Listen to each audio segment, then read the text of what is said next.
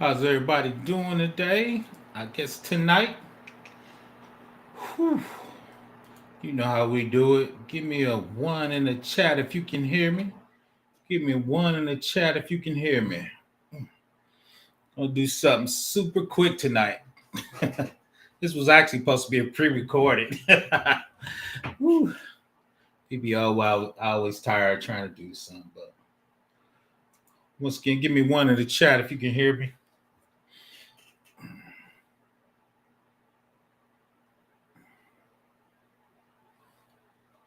Again, what's going on? There's my ones. I'm feeling pretty good. You know how we do it. You got a question cybersecurity or tech, put them in the box. This is our normal 7 p.m. Eastern. Trying to become consistent. We moved it up from 9 to 7, so PBO won't be too tired at night. But once again, you know how we do it. If you got any tech questions, cybersecurity, put them in the box. We got a lot of knowledgeable people that come to this channel, so I'm sure they can jump in if I don't jump in. But once again, let's get rolling. It was snowing in Indiana. I was like, oh, I wasn't quite ready for the snow. But we're going to make it through. We are going to make it through. Appreciate Jeffrey Johnson for joining. Shout out to Ty. Shout out to Aiken. Let's see, checking out a few things. Make sure we're rolling on LinkedIn. Even though I don't get a lot of movement on LinkedIn, so trying to get our monetization back. YouTube treated me wrong, took out my monetization, but now shout out to them. They got a lot of people. Shout out to B2B. They got him, so he's back on the monetization. So I think I need to get like 400 hours, 400 watch hours is what they call it. I think I got like 2,600. I think you need 3,000 for the first level. But once again, you see what we're talking about. Air Canada AI Chatbot gave the wrong price and they had to buy it. So we're going to talk about that from AI perspective. GRC, what do we need to put in place so that doesn't happen again? And the legal part of that is Canada said that price was legally binding. They try to say the chatbot made a mistake and they didn't have to abide by it. That is incorrect. So let's get into it.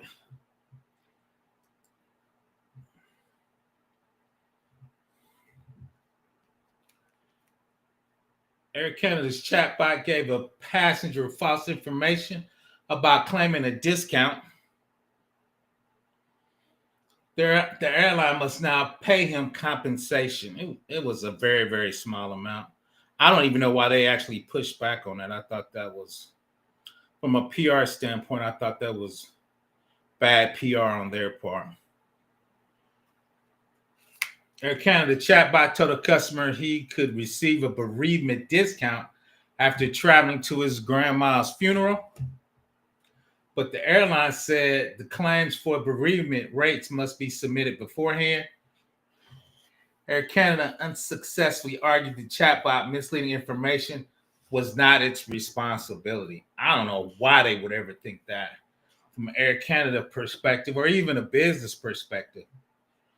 Maybe if you put some claims around the chatbot, like this is not binding, or make sure you double check that, but you're responsible for your IT endpoints and touch points out to your customers, out to the public, out to your clients. So for them to say they would not be responsible for that was, for me, was kind of crazy.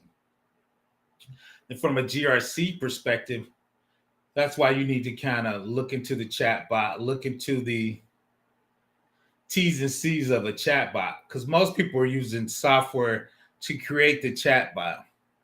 So if the software causes you harm or gets you hacked, like from a third-party assessment, what is your recourse for that? So that's kind of what I was going through my mind. Like if we were using AWS chatbot or Google has a chatbot, I'm sure hell Facebook got a chatbot. So if that chatbot gives you wrong information, or they're responsible for kind of getting you hacked, right? For me, the chatbot giving you wrong information is almost pertaining to like getting you hacked. Why is that? Because you're responsible for that, right? So, what is your? We talked about that.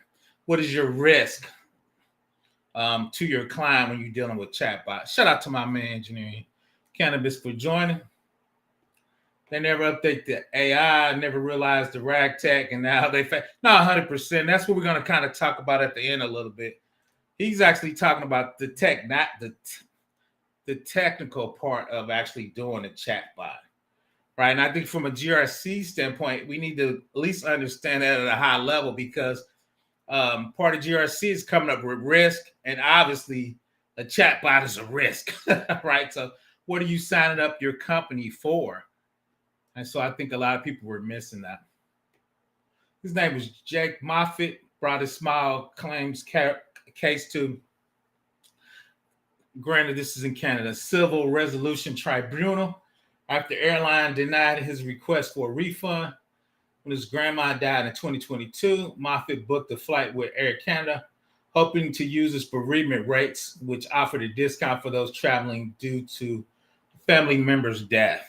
So that was out there. So then they, once again, he's trying to get the discount. Then I guess the chatbot didn't, do the right thing. No, facts. I got about 4 others at the end that had this same problem with a chatbot. So you're 100% correct. So once again, from the security part, we was kind of talking about that last week. Engineering Cannabis is the security around data engineering or chatbots or getting data to the chatbot. How's the chatbot, like you said, from a rag or going through company policies to calculate these kind of bereavement, right? So they're saying the chatbot misread the internal documentation. So they try to say it was a chatbot, not the Air Canada. But once again, you're responsible for your chatbot and your technology.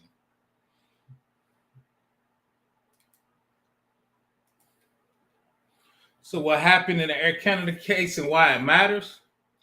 The customer, Jake Moffitt, asked Air Canada website chatbot about bereavement fares, discounted fare rates when traveling due to a loved one's death.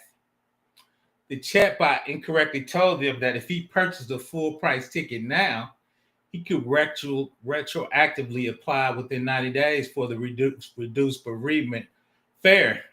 That was a mistake, right?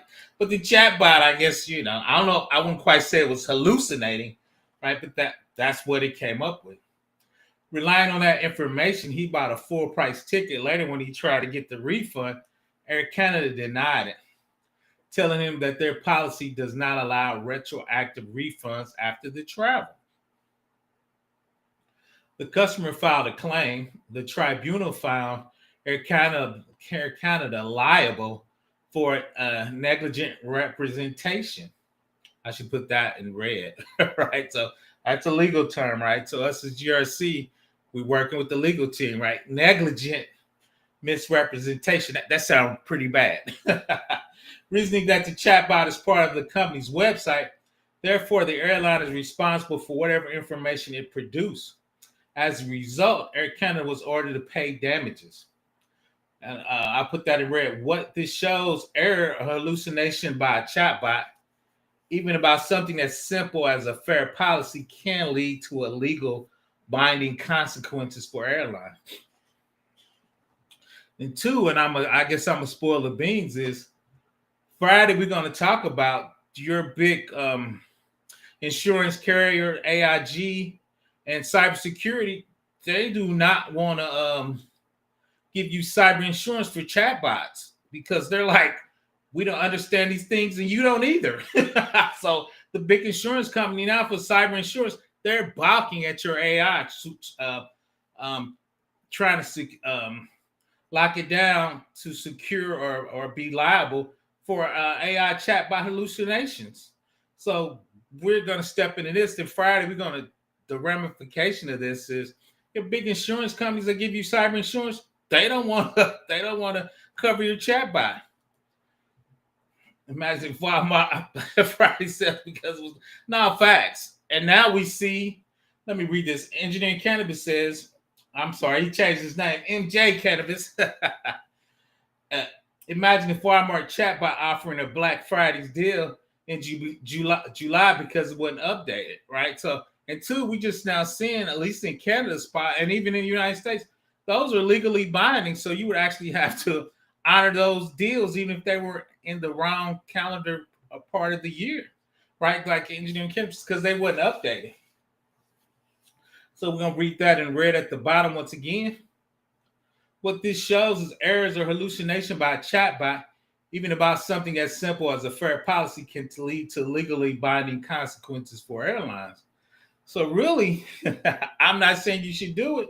You can go to chatbot and try to poison it to give you better deals. Like maybe you could trick it in July to think it's a cyber deal in the December. Maybe like you could trick it to think, it's in a bereavement and give you a better deal, right? So and we're going to talk about this. What are your safeguards around your chatbots or your AI to make sure it's doing what the policy says, or at least send you to a human to make sure it validates that what it's giving you is appropriate.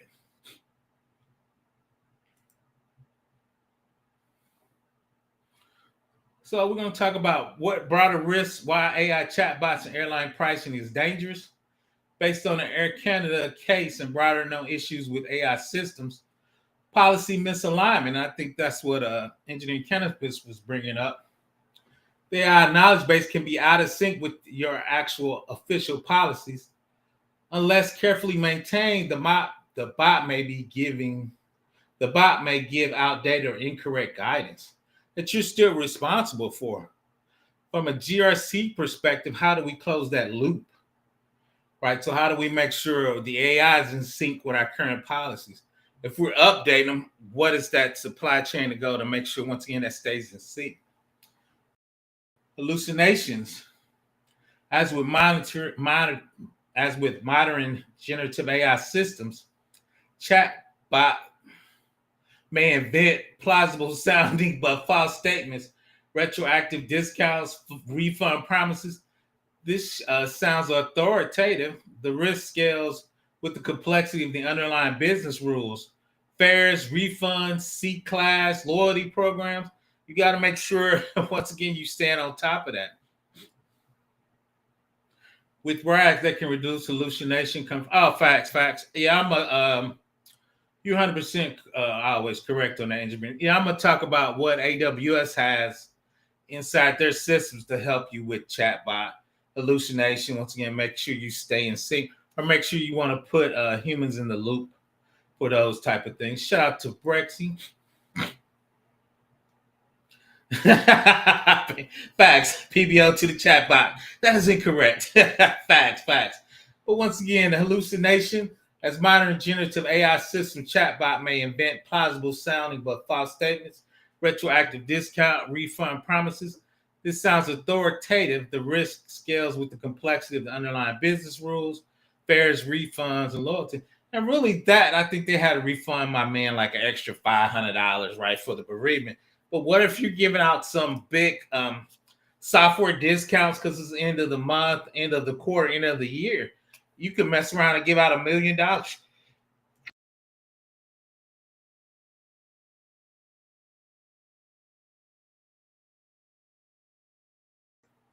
Liabilities and customer trust. If a chatbot misinforms a customer, the company bears the risk. As the tribunal said, a chatbot is part of the company's website that creates legal and reputational risk. Right? We're always talking about reputational risk. We know GRC works with legal, so that chatbot now is giving you legal risk and reputational risk. The reputational risk is somebody's mama died and you're not giving them a discount. The legal risk is he sued you, right? So we got to make sure we stand on top of those risks. from an AI perspective, and once again, I like to be forefront. I'm trying to get up to AI, get my AI skills up, right? For at least from a GRC perspective. And once again, chatbot is one of the things AI spins up easily. I think everybody's really into the chatbot. We ain't talking about the MCPs yet, right? Where the chatbot actually doing stuff, but just reading through policies and I guess giving out first level client service, which once again, it gave the wrong fare out. Liability and customer trust. If a chatbot misinforms customers, the company bears the risk. As the tribunal said, a chatbot is part of the company's website. It creates legal and reputational risk. Scalability of mistakes. Once deployed at scale across many flights, routes, fare types, currencies, language, even a small error can be multiplied into many misinformed customers, right? Because if it's doing that for one customer, I mean, they have millions of customers, so that $500 could go out to a million customers, 500,000 people, So I think trying to keep that in sync is, from a GRC perspective, we definitely have to look into that. Regulatory compliance risk, misdisclosure, incorrect refund/promises, or inconsistency policies application can expose airlines to consumer protection claims, regulatory scrutiny, or class action lawsuits. Give me 1 minute. Read over that, but especially that last one. Once again, we're always talking about risk and how to handle it and what we're trying to do.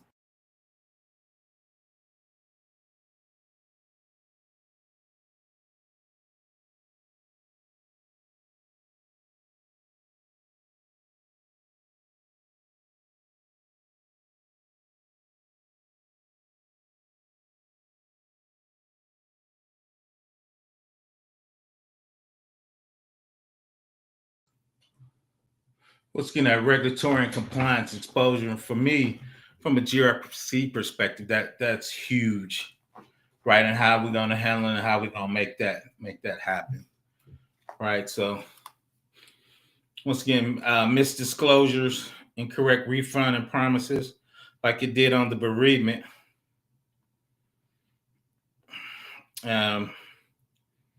Inconsistent policy application can expose airline to consumer protection. Regulatory scrutiny or class action risk, which means that's a class action lawsuit. Once again, my man engineering can't imagine BMW chatbot has 2-for-1 sales on a brand new 26 BMW, but the 2-for-1 sales are for calendars. Yep, you got to stay. Now that is true, and we're going to talk about that coming up. Is like engineering cannabis, we could say these are the things you can actually have a sale on or talk about, or before you do something for a car, you have to send it to a human to validate that. So that is funny. You have BMWs, instead of 2-for-1 calendars, you give them 26 BMW 2-for-1. Once again, that's some of the risks they're talking about from a regulatory and compliance standpoint. Conclusion: yes, an AI can lead to bad airplane pricing info. What to do about it?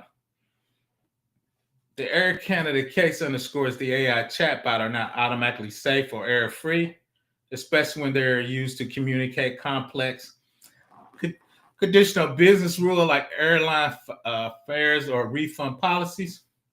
For airlines or any business using AI chatbot for pricing or policy support, this implies don't treat the chatbot as an authoritative policy source unless you build strong guardrails. We're going to look at some of the AWS guardrails for their chatbot and really for their AI. And I think Engineering Cannabis was hitting on this one. Continuously synchronize your policy document and your bot knowledge base. Implement human in the loop review for complex/edge case queries. Log out your interaction and maintain a clear audit trail. Who asked for what, when, and what was the bot's response. Consider disclaimers, but don't rely on them if you want to avoid legal liability. you could disclaimer like, hey, this is gonna give you some pricing, but it might not be valid. But once again, that hurts your reputational risk. So if you're gonna let the chatbot do prices, you gotta make sure it is correct.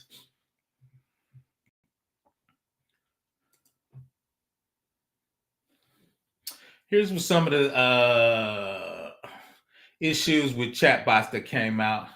So 2024 February, that's what we're talking about today. I guess that's when it happened, but I just saw Air Canada airline chatbot. The chatbot told the customers he could retroactively apply to bereavement. The customer purchased a fare. He got compensated $650 Canadian, which is not a big deal. 2024 March, M-City chatbot for small business advice in New York, clearly illegally misleading business advice, wrongly telling entrepreneurs they could fire workers who complained about harassment and ignore sanitation laws or discrimination based on income source. Um, Lenovo had a chatbot, Lena. A vulnerability prompt injected allowed 400 character prompt to trick the bot into leaking sensitive company information data through the session cookie for a security breach scenario. Risk data exposure, account hijacking shows AI bots may be exploited to leak sensitive information. Also, there was a major assistant, ChatGPT Gemini. A large study found that 45% of AI responses to a news related question contain at least one significant issue, factual errors, incorrect sourcing, or missing attributes. And once again, general deployment of LLM based chatbot varies. Hallucinations, absurd or clearly incorrect output, AI recommending eating rocks for vitamins, mixed up glue and food into a recipe, right? But we know chatbot has issues. Um, like anything with technology, it's going to get better and better. But those are some of the issues from the chatbot. So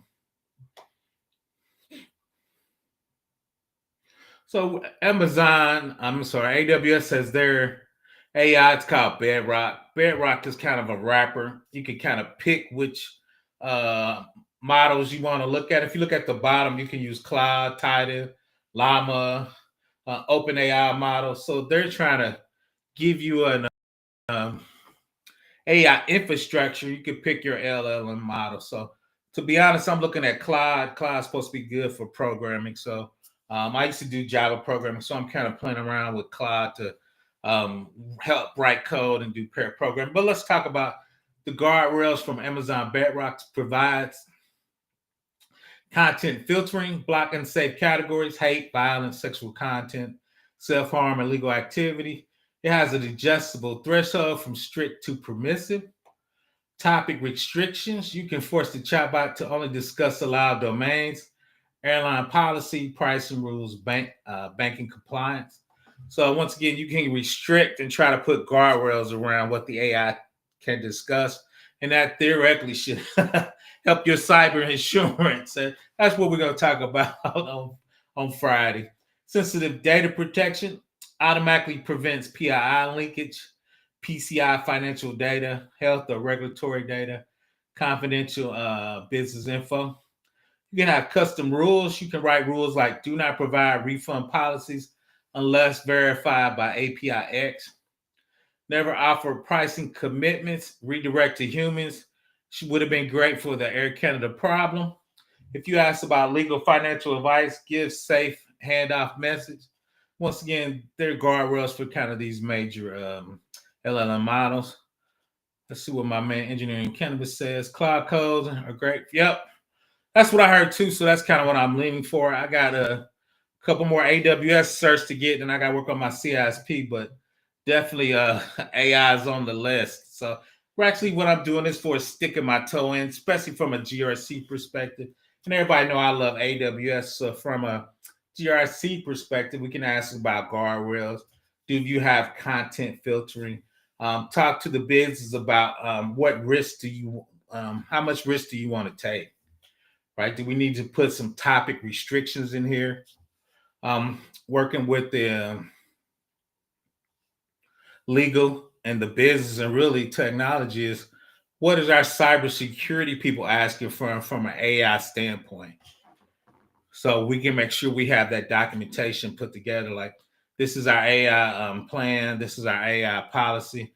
This is our AI procedures. And part of the procedures is putting in content filtering, putting in topic restriction, make sure we got sensitive data protection, right? Custom rules. There's our customer rules. These are the LLM major models we would only let run inside our bedrock, right? So we're not letting our employees run every LLM they want.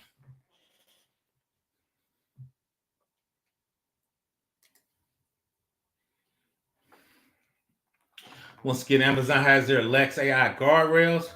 Once again, built-in safety and control layers, slot validation and policy enforcement. The chatbots cannot give answers inconsistent with policies defined by the API to confirm it. Contextual handoff: when the chatbot is unsure or questions the policy sensitive, including refunds, pricing, legal, it auto routes to a human agent or a safe message. That's actually what the the Air Canada needed, right? For that, it should have sent that off to a human agent. Content modernization integration. Lex can use comprehend, bedrock guardrails, and Amazon recognition for a vision involved, right? So we know Amazon and even Azure, they have a ton of services, right? So Amazon is their natural language comprehending, so you can kind of get some feelings and emotion in that. Then you kind of figure out if it's going it the wrong way, right? So those are once again some of the safeguards that are in AWS.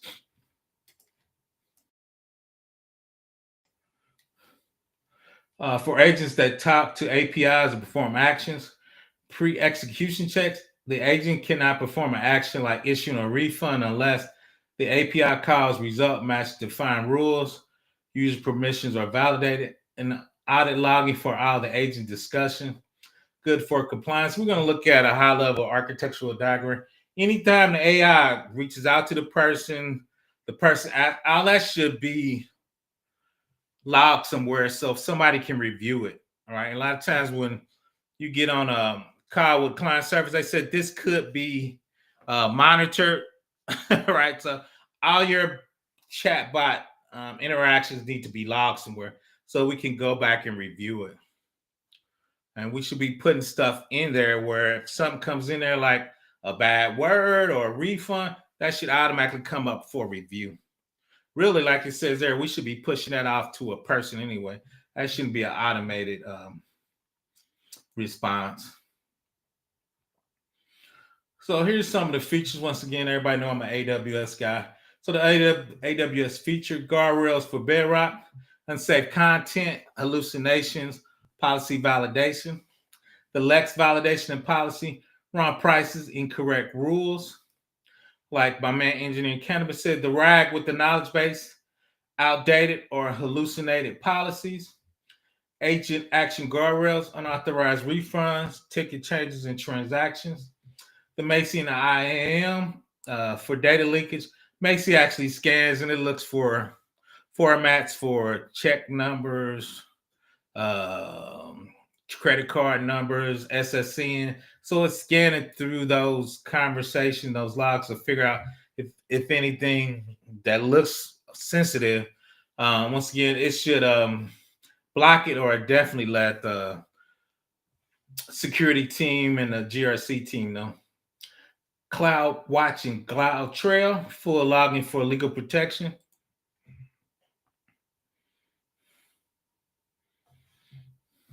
No, 100%.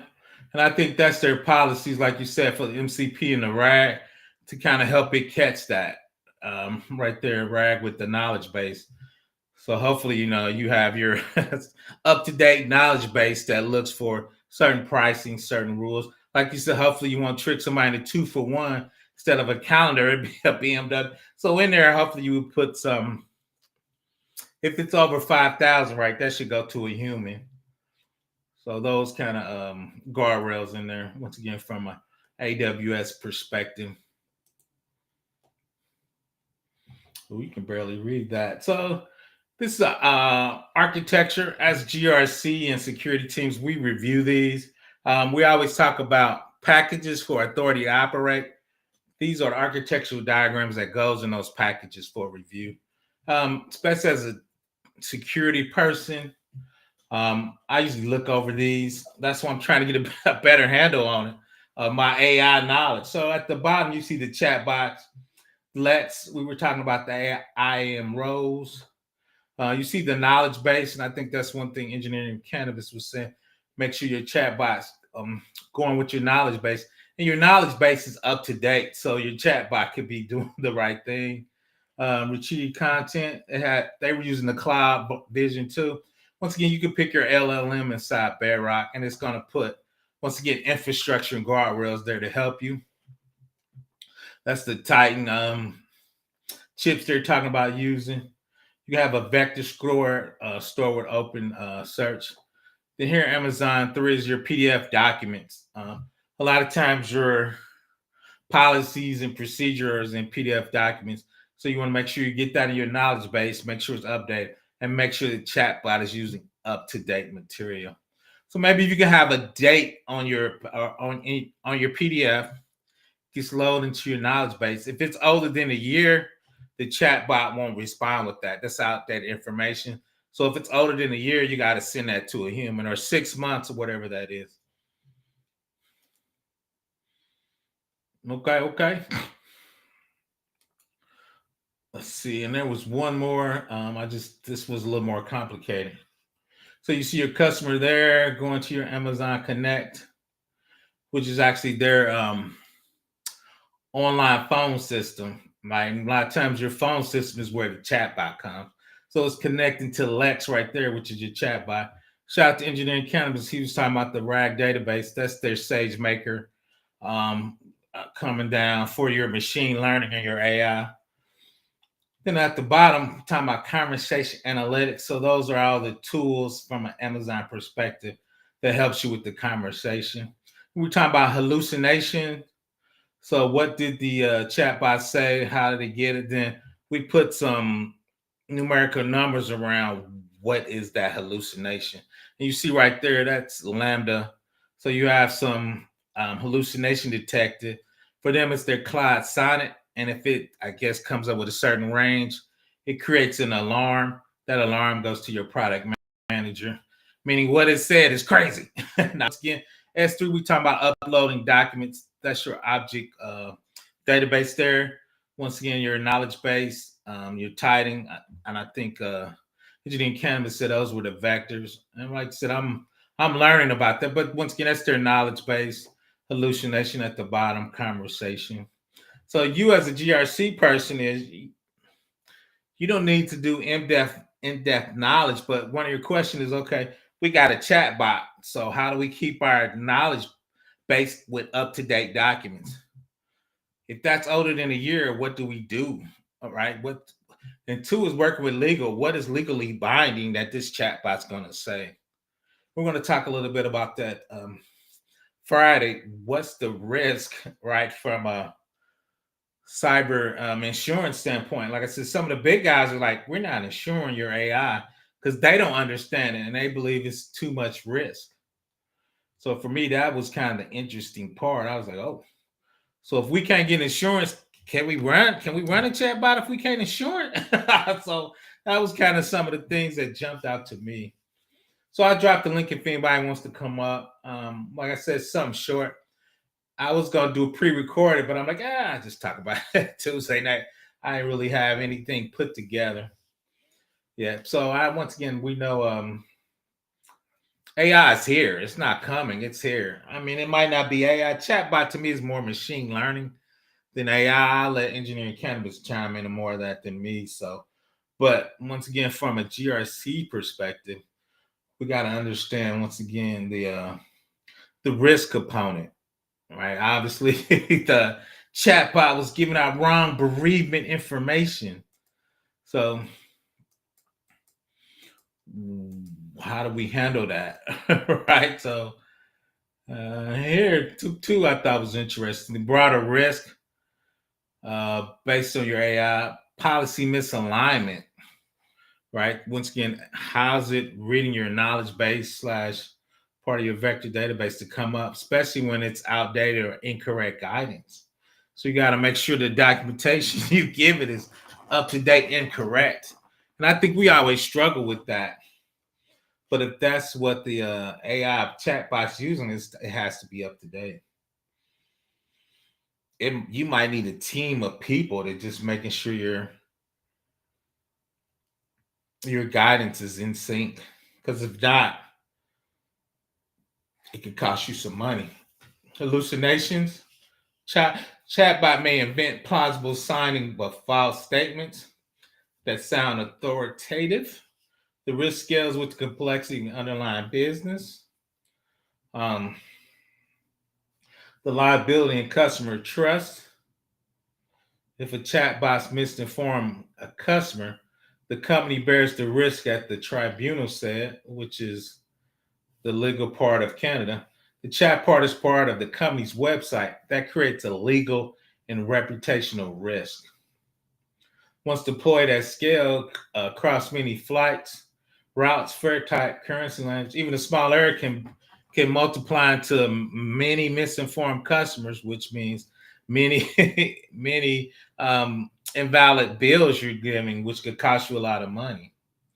Right? If you had 1 million people, that you giving $500 to because you misquoted the bereavement fare, right? That's $5 million, right? So, a ton of people fly, especially around this time of the year, right? It doesn't have to be bereavement. Maybe it miscalculated your holiday fare, like engineering cannabis. Maybe it got the 2021 discount, right? Because the documents weren't up to date. And regulatory and compliance exposure, that's definitely GRC. Misdisclosure, incorrect refund slash promises, inconsistent policy application can expose airlines to consumer protection claims, regulatory scrutiny, or class action. From a GRC perspective, that's definitely what we're trying to stop. So I'm just going to shoot back to that last slide, which I thought was super duper from an architectural standpoint. For us getting our ATO, I guess us trying to get ready for our SOC 2 Type 2 so we can get cyber insurance. I don't even know if SOC 2 Type 2 touch on AI. I got to talk to my man Cyber Stoic. I don't know if SOC 2 Type 2 even looks at AI that deep, all right, from a risk standpoint and an architectural standpoint. So once again, I just kind of wanted to touch on that today, do something short and sweet. Like I said, I was kind of studying for some other stuff, so I was trying to figure out what I was going to do today. So once again, I just wanted to touch a little bit on that. I thought that was very interesting. Once we're going to talk about, and I need to work on those slides, is AI and the big insurance company not wanting to cover AI. And this is one of the reasons why they don't want to cover it. You're going to have to get a special rider for AI, and it's probably going to be a crazy amount of money. So the question is Amazon Lex, is Amazon responsible? Is you as a customer, because you didn't vet it, right? So is it shared responsibility about that? And I need to think about that, to be honest. Who's responsible? For customers, we have to do a third-party assessment for the AI chatbot. But if you're discussing with Azure, Amazon, Google, if their chatbot gets you, I wouldn't say hacked, but gives you wrong information. But two is you're responsible for keeping your documents up to date, right? So that part is a shared response. But if you do it and it hallucinates, but two is I think that's where Amazon's giving you those guardrails to kind of help you. So yeah, you're responsible for the hallucination. of the chatbot. So we had a discussion. Shout out to Study GRC. I don't think that's a GRC issue. I think it's the AI development team's issue to worry about hallucination, right? I don't think GRC is qualified to talk about hallucinations, but so they believed it was GRC standpoint. I'm like, I'm not taking that on, right? You have a whole AI team, you have AI developers, you have an AI department. They should be. I need to talk to them about hallucinations, make sure we got the things in place so we wouldn't hallucination. But I don't know if that's really the responsibility of GRC. Shout out to the study GRC. They overruled PBO. They thought it was GRC. I told them that was incorrect. So we're still hashing that out. But we know it's somebody's issue or responsibility inside the company, even if it's just to vet your third party vendor, being AWS, Azure, or Google, to figure out how they're going to handle hallucinations and what they have in place to make sure we control that. You see right there in the middle, generative response prompts, guardrails, hallucination prevention, evaluation, response. So once again, we'll definitely bring that up in the Study GRC Discord. See what my man Jeffrey Johnson says. What if the mistake is internal to the company? Chatbot tells an employee wrong information about the company policy. Is the employee responsible to the known said policy? The employee responsible to know said policy. That's an excellent question. I believe internally, and I've worked for companies, the policies out there for review, and usually we have security awareness. So it depends on what type of policy. Most important policies, we put that awareness program either from a cybersecurity perspective, and really we usually have certain knowledge base, before whatever that is, for your particular job, right? Usually they have them for HR too. So they usually, as part of that, they say you need to review this policy. So at the stake of that, I think the employee would be responsible for the policy. But like we talked about here, if an employee asks something specifically HR for the chatbot, Jeffrey, I would give them, but I would be, yeah, I know. Somebody was tired. No video, no video of me, or no video at all. Is the video blank, or I'm not on the video? What part of that? Is it the whole video blank, or my face is not on the video? Let me know what that is.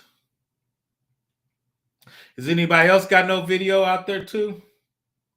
Let me know, people. So I think it'll be on the employee.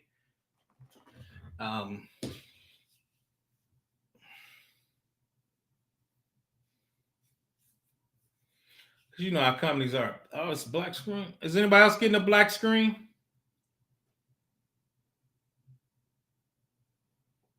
Is anybody else getting a black screen? Let me. I see. Let me see. Okay. Check your thing. Aiken said the video's good on his end. Awesome. So check on yours. Anybody else say video good? Jeffrey Johnson said this video is fine. I think it's on your end. Awesome name 7952. Check that out. Maybe restart. So now, Jeffrey, you know how we do it as a company. It's gonna be on a person. I say that, but Canada's legal system didn't say that. I appreciate you, Larry. Oh, that's all good. Awesome. No worries. No worries. Because everybody know I be struggle streaming. You all good. You all good. So now, Larry, I think, but they're gonna need to put some things around them.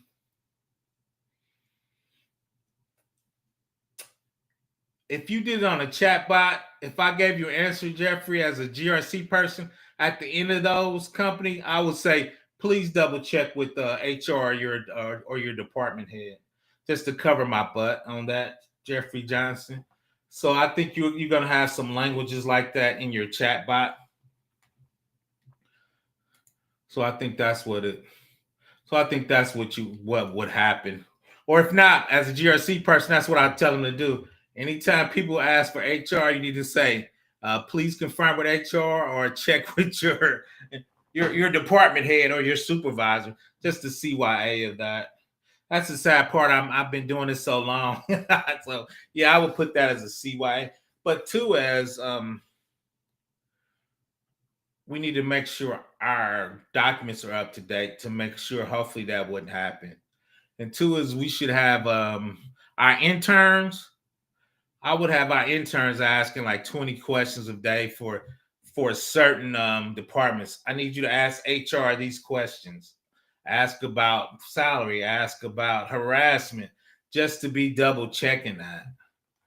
Right. So I guess to make it, or shout out to Engineering Cannabis, get another AI to be asking that AI questions and validating what those are coming back. And two is if you look at that hallucination detector, we're logging all that information, so we can go back and see what those answers are. So I think from a review, some department needs to be reviewing those, at least 10% of those a day, just to kind of see what the bot is doing. But once again, I would CYA is say from the bot, especially for HR questions that could get us sued. Please check with HR and your department head to double check that. So I'm gonna hang out a little longer, see if anybody has any questions. But no, I would double check that once again for that. That's an excellent question though. Once again, from a GRC perspective, and us working with legal, we would definitely get a header and footer on there. Please review, and the other thing, once again, check with your supervisor. So make sure we're not getting sued in there.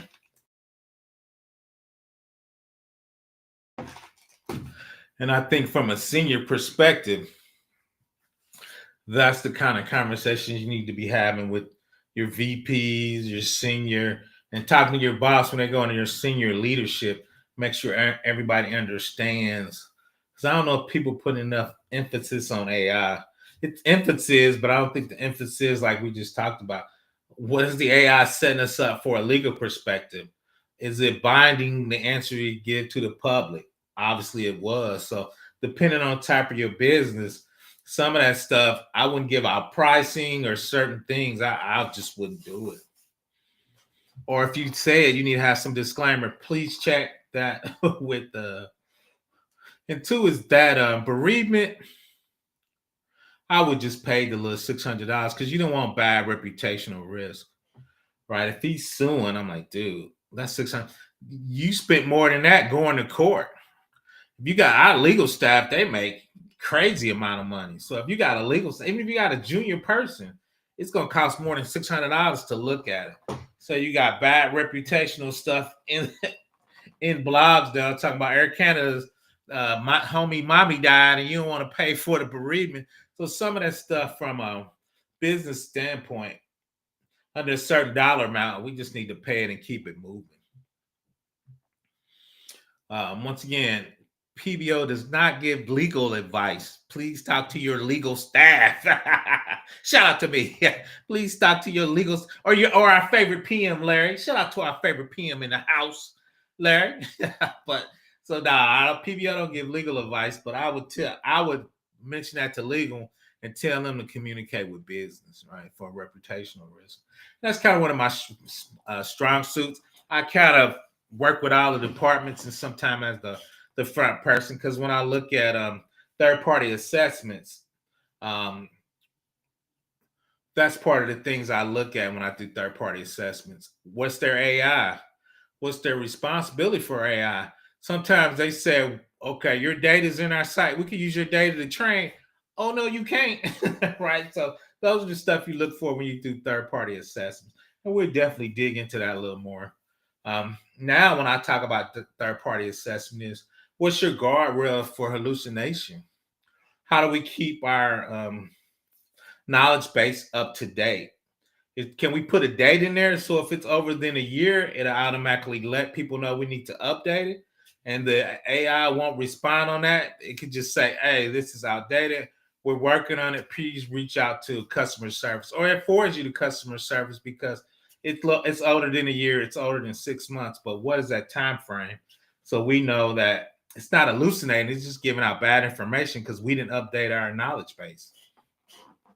Once again, from a GRC perspective, those are some of the questions we need to ask at a higher level, right? How are we maintaining it? How are we maintaining our knowledge base?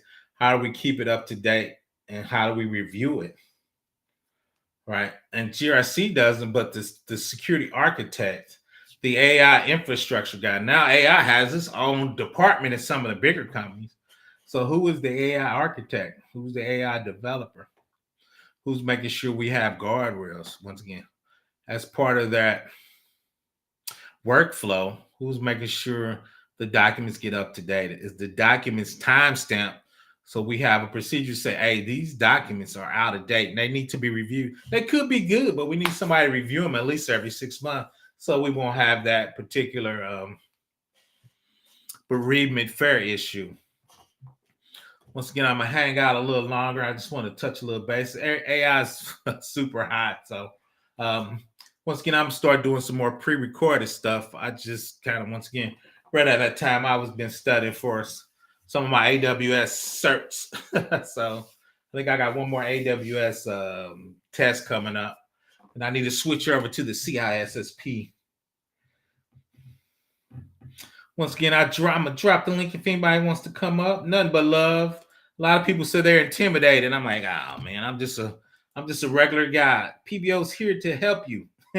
So he's not here to berate you. And sometimes people have great questions I never thought of because I've been in this game for so long that the good thing about technology, it never stopped. I started with mainframes. Now we in the cloud, client server, PCs. Now the cloud is hot. Now AI is hot. So when you've been doing this as long, just kind of jumping between those paradigm shifts is hard. It's hard. All right. So I went from flat files to relational databases to object oriented. All right. So keeping up with that. So as an old guy, a lot of times I learn a lot. Let's see what my man was saying. I was looking for any labs you have. Find any. What labs are you looking for? I guess in particular.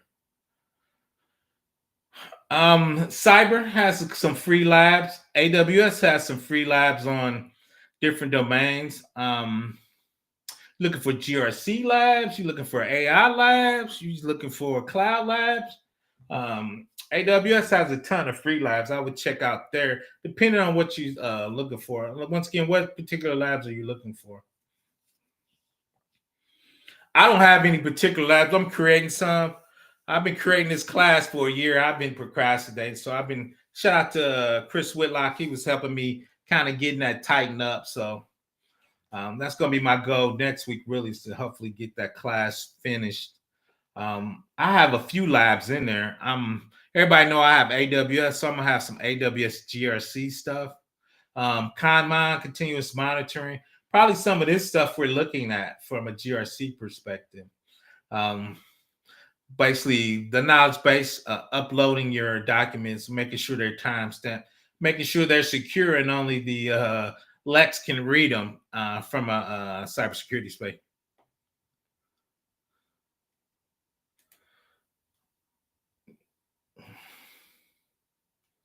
If you just go to AWS, they have particular job functions.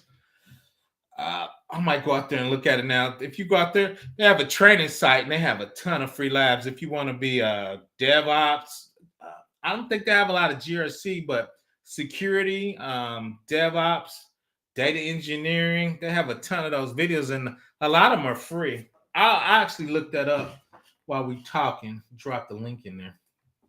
But yeah, AWS training, they have a ton of free videos in there that I thought was pretty good. And once again, I'm trying to create some, but I've been saying that forever. So I gotta get my stuff together. So yeah, I think it was skill builder. Was it skill builder? Oh my god. Yeah, here. That's kind of what I use to get started.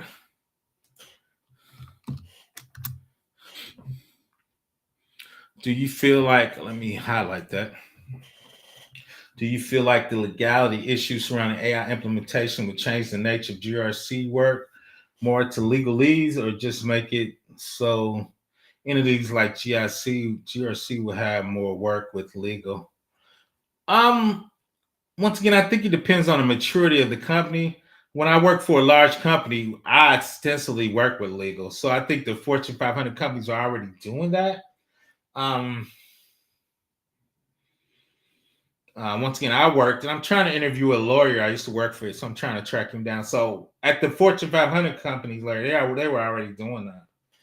So we were just kind of talking about that. But the weird thing is when legal sent stuff to me, I got nervous. I was like, he's like, yeah, I need to do this because I had to look at it from an IT perspective, and he's looking at it for a legal perspective. So sometimes I had to kind of like map it out for him so he could talk about the legal part of that. Then the other part of that I think is becoming big time is privacy. Now we talking about AI. Now you're talking about putting GDPR in there and CCPA for big companies. That's getting crazy. But I think um, the reason I pause is I think the big companies are already doing that from that perspective, from that legal perspective. Like I said, I always work close with legal, and I just became comfortable with legal terms. So once again, I'm not practicing a lawyer. I would point out things and send it to the legal staff, right? From an AI perspective, if we get the wrong answer, companies put weird stuff in the contract. If your wrong answer would cost us, 10,000, you're responsible. I'm like, no, we're not. So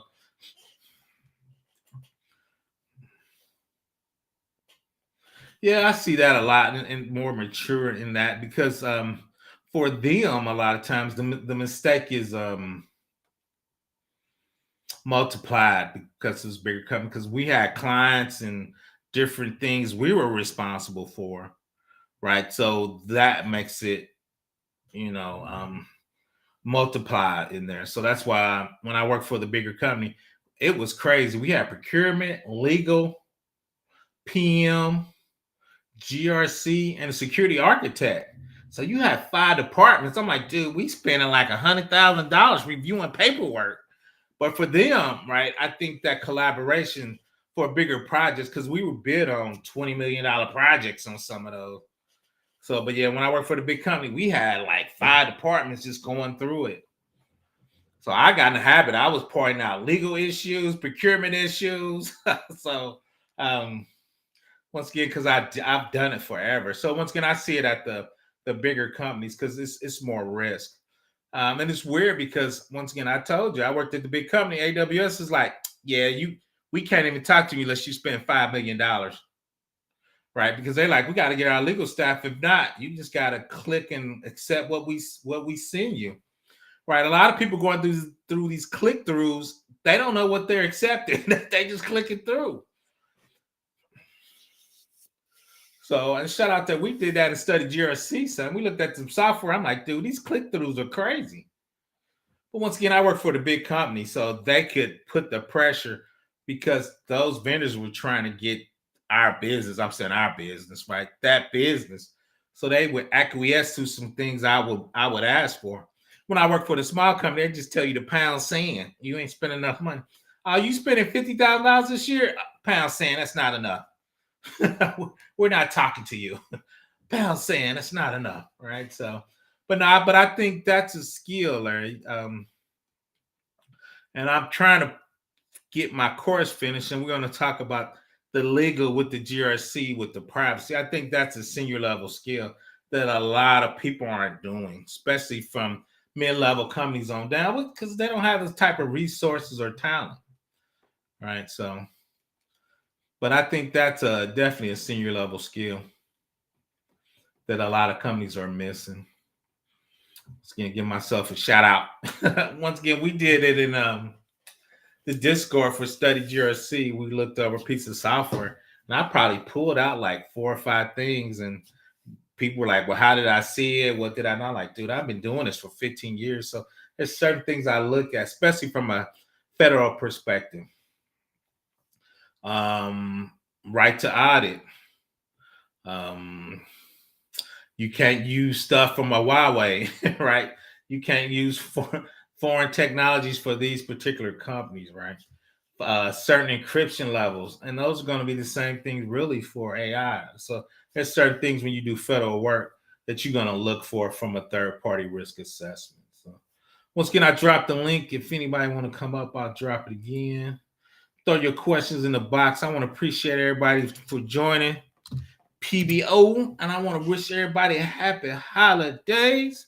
PBO ate too much turkey, ham, and dressing. Trying to go on a diet in 2026 when I get my CISSP.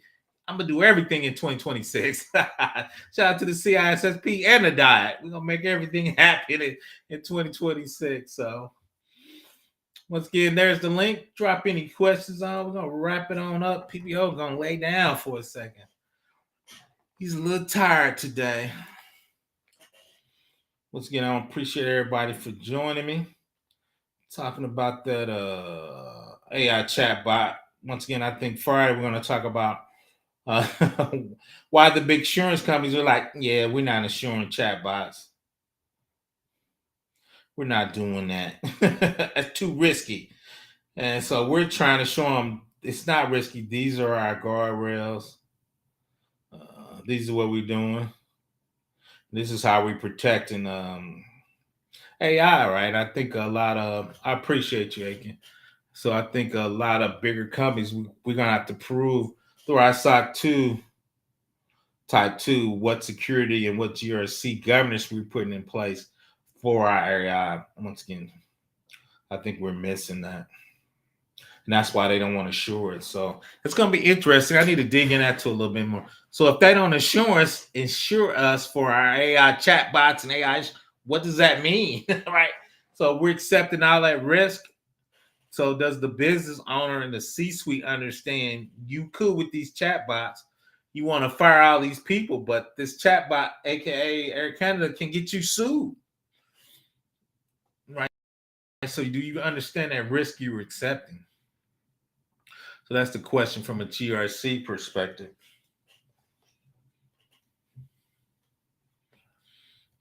Let me see what.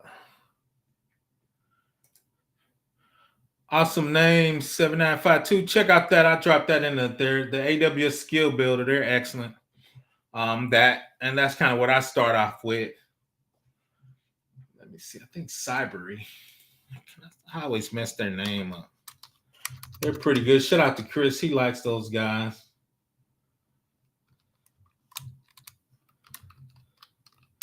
If I can see if I can find out.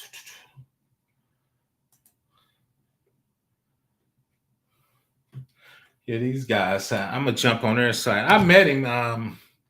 Shout out to Chris. They were doing an interview with the CEO for Cyber, so I put that in there. Those two are for you. Shout out to Awesome. I appreciate everybody for joining me. That's for you, and the skill builders for you. Anybody else too? If y'all want to jump on that, I always just tell people pick a cloud. I'm cool with Azure, Google, AWS, Oracle, Rackspace. Because the cloud is now, I think, it's picking up steam even. So I think that's the future. Because part of the cloud, right, is that information setting up, and we're looking at it right there. Part of the cloud is getting your AI services and tech for them so you can use them, right? Even that's Gemini, Cloud Opus, AWS. So I think you need to pick a cloud and an LLM model, all right, and kind of pick those services and understand them. I appreciate it. Both of them got a lot of free good stuff out there. That's actually how I got started. Once again, when I was at a big, large state client, I was reviewing all the software, and most of the software was coming in on the cloud. And I'm like, man, I don't understand these services. Right? I knew what they were from an on-prem, so I just need to kind of get my understanding of, a load balancer. I knew what that was, but what is that like in the cloud, right? How do you protect it? How do you secure it?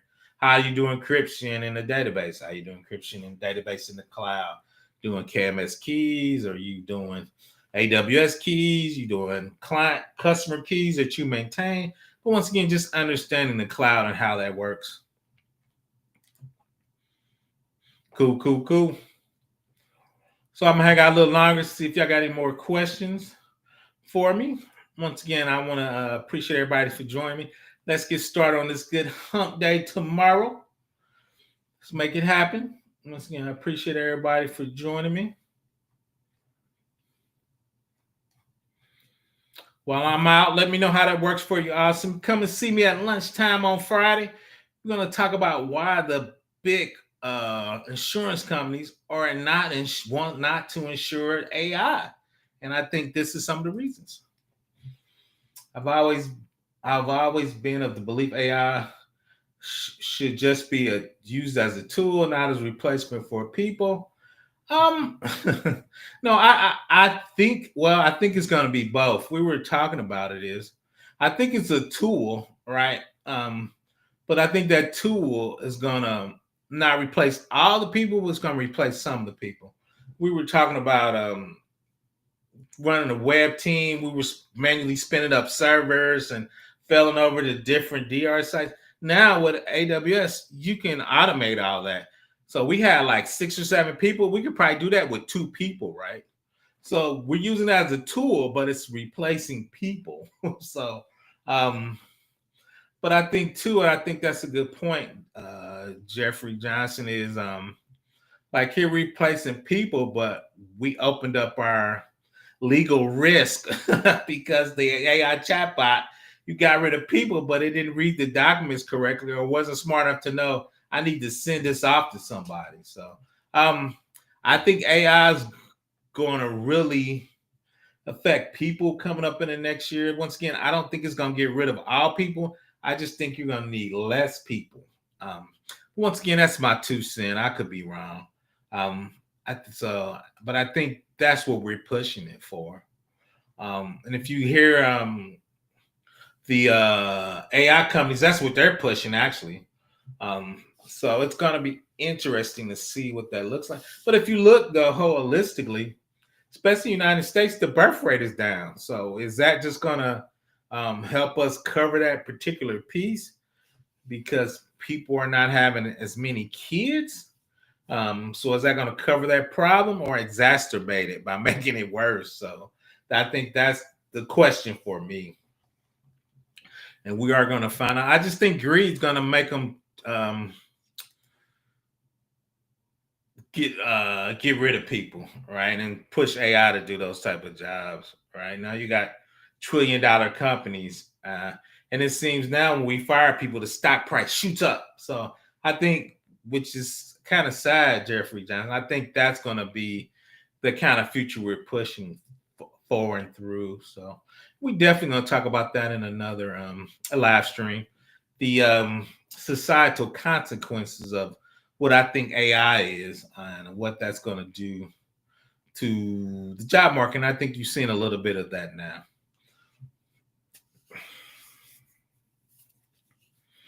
I got for a couple more questions before Bill goes lays down. Getting old. Gonna go lay down a little bit.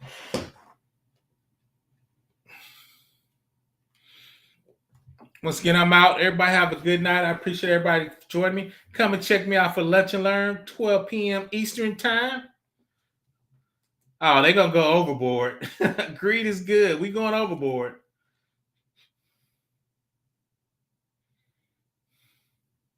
Yeah, I'm actually going to talk about that. Shout out to Larry. We were talking about the government genesis, so that's going to definitely be one of my talks.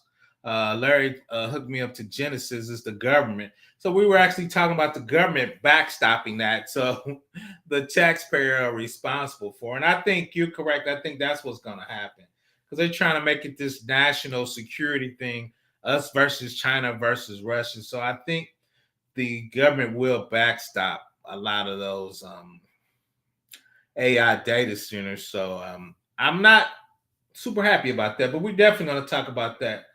Awesome name 7952. So now that's definitely going to be in there.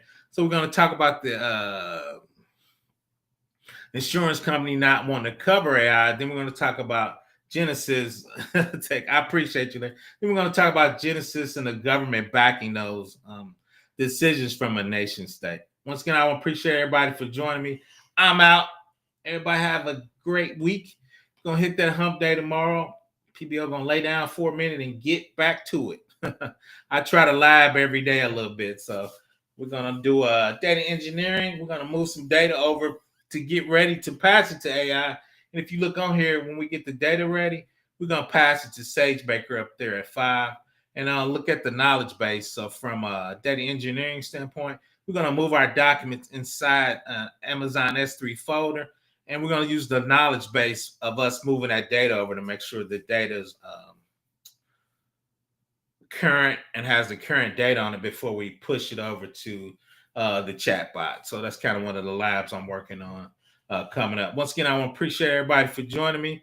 I appreciate you, security expert. Everybody have a good night. I'm out. You'll see me in these cyber